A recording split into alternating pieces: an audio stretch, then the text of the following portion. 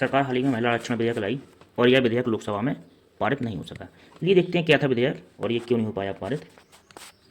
ये जो विधेयक आया था इसका मूल उद्देश्य महिलाओं के लिए 33% आरक्षण सुनिश्चित करना था लोकसभा और राज्यों की विधानसभाओं में। ठीक है, इस बिल के तहत संविधान संशोधन जो कि आर्टिकल 368 के तहत किया जाता है। इसके तहत संविधान संशोधन के माध्यम से महिलाओं आरक्षण का एक कानूनी ढांचा तैयार किया जाना था और यह विधेयक महिलाओं का समान प्रतिनिधित्व सुनिश्चित करने के लिए लाया गया था। राजनीतिक प्रतिनिधित्व संसद और लोकसभा राज्यों की विधानसभाओं में महिलाएं पुरुषों के बराबर हिस्सेदारी निभा सकें। ओके, ये जो विधेयक लाया गया इसके परिणाम क्या रहे हैं। और जिस दिन ये विधेयक लाया गया था उस दिन कुल 528 सदस्य उपस्थित थे और आर्टिकल 368 के तहत संविधान संशोधन के लिए कुल 2/3 बहुमत की जरूरत पड़ती है। ओके, और 528 का 2/3 बहुमत होता है 352। 298 समर्थन में मतदान हुआ है और 230 विरोध में। सरकार को 352 मतदान की आवश्यकता थी, 54 वोटों की कुल कमी रही। परिणाम स्वरूप यह विधेयक पारित नहीं हो सका। ठीक है, आपको बता दें कि जो 368 के तहत संविधान संशोधन किया जाता है उसमें प्रावधान है कि कुल सदस्य संख्या का बहुमत और उपस्थित सदस्य संख्या का 2/3 ये आवश्यकता होती है। ठीक है, तो ये नहीं हो पाया, परिणाम स्वरूप विधेयक पारित नहीं हुआ। मामला क्या था, क्यों पारित नहीं हुआ है। विपक्ष कह रही है कि सरकार ये जो विधेयक लाई थी इसका वास्तविक उद्देश्य महिला सशक्तिकरण करना था ही नहीं, बल्कि यह तो डिलिमिटेशन के माध्यम से राजनीतिक लाभ को हासिल करना चाहती थी। जिन पार्टियों ने विरोध किया उनमें कांग्रेस प्रमुख थी, समाजवादी पार्टी और अन्य राजनीतिक पार्टियां, तृणमूल कांग्रेस पार्टी ने इसका विरोध किया।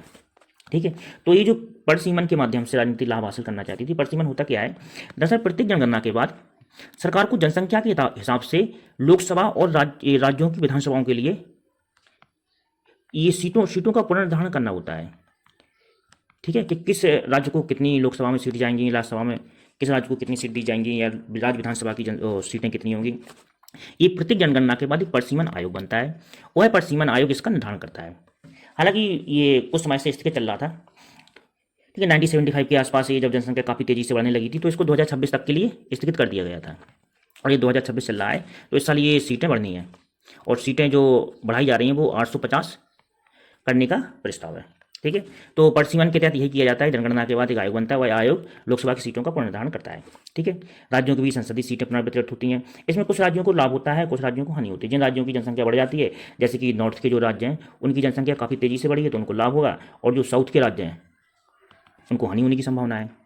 ठीक है, तो विपक्ष का यही तर्क रहा है कि बिना जनगणना के परिसीमन लागू किया जा रहा है तो उत्तर भारत के राज्यों को अधिक लाभ होने की संभावना है और दक्षिण भारत के राज्य इससे नुकसान की स्थिति में रहेंगे।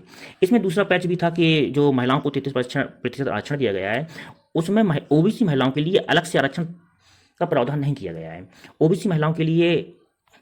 ओबीसी के लिए 27% आरक्षण होता है और जब ये कोई विशेष आरक्षण होता है जैसे कि महिलाओं के लिए आरक्षण, तो उस आरक्षण के तहत ये 27% आरक्षण कर दिया जाता है। लेकिन ऐसा इसमें कोई प्रावधान नहीं है। अल्पसंख्यक समुदाय की महिलाओं के लिए भी कोई विशेष प्रावधान नहीं है, तो इन महिलाओं के नुकसान में रहने की संभावना है, ऐसा विपक्ष का आरोप है। ठीक है, राजनीतिक रस्साकसी खूब चली है इस पर। सरकार ने कहा कि विपक्ष महिला विरोधी है, महिला शक्तिकरण का विरोध कर रही है, राजनीतिक स्वार्थ की राजनीति कर रही है और नारी शक्ति वंदन अधिनियम को रोक रही है। जबकि विपक्ष का मानना है कि सरकार ये राजनीतिक षड्यंत्र का प्रयोग कर रही है, सरकार परिसीमन के वाले राजनीतिक लाभ हासिल करना चाहती है। विपक्ष का कहना है कि इस समय जो 550 सीटें हैं इन सीटों को बढ़ा करके 850 किए जाने का जो प्रस्ताव है, दरअसल सरकार वर्तमान में जो विधेयक सांसद हैं सरकार उन्हें किसी भी तरीके से प्रभावित किए बिना अलग से सीटें बढ़ा करके ये जो बढ़ी हुई सीटें हैं इन बढ़ी हुई सीटों पर महिलाओं को आरक्षण देना चाहती है। ये विपक्ष का आरोप है। ठीक है, और सरकार ये विपक्ष कह रही है कि ओबीसी अल्पसंख्यकों के हितों की अनदेखी की जा रही है, जनगणना नहीं हुई उसके बिना इसको लागू करना अन्यायपूर्ण है। ठीक है, इसके अलावा भ्रम की एक स्थिति और बनी हुई है कि सरकार ने 2023 में नारी शक्ति वंदन अधिनियम लागू कर दिया था और उसमें कहा गया था कि महिलाओं को 33% आरक्षण ये प्रदान किया जाएगा। अभी 16 अप्रैल को सरकार ने एक कानून मंत्रालय ने नोटिफिकेशन जारी किया और उसमें कहा गया कि ये लागू कर दिया गया है। अभी वास्तविक स्थिति क्या है, लागू है नहीं है, ये पता नहीं है। ठीक है, अभी वास्तव में ये लागू नहीं है नोटिफिकेशन के बाद, जब तक ये विधेयक पारित नहीं हो जाता तब तक ये लागू नहीं है। ठीक है, तो ये जो समरी है वो विशेष बहुमत की जो आवश्यकता थी सरकार को मिला नहीं। परिसीमन विवाद की स्थिति है, ओबीसी आरक्षण पर विवाद चल रहा है। दोनों सरकार और विपक्ष एक दूसरे के ऊपर आरोप और प्रत्यारोप लगा रहे हैं। ठीक है, आगे क्या किया जा सकता है, नई जनगणना होने दीजिए, उसका इंतजार किया जाए, परिसीमन आयोग की स्थापना की जाए। ठीक है, और ओबीसी आरक्षण पर कुछ ना कुछ सहमति स्थापित की जाए। तो ये था मामला। ठीक है, देखते हैं क्या होता है इसमें। फिलहाल तो अभी विवाद की स्थिति बनी हुई है।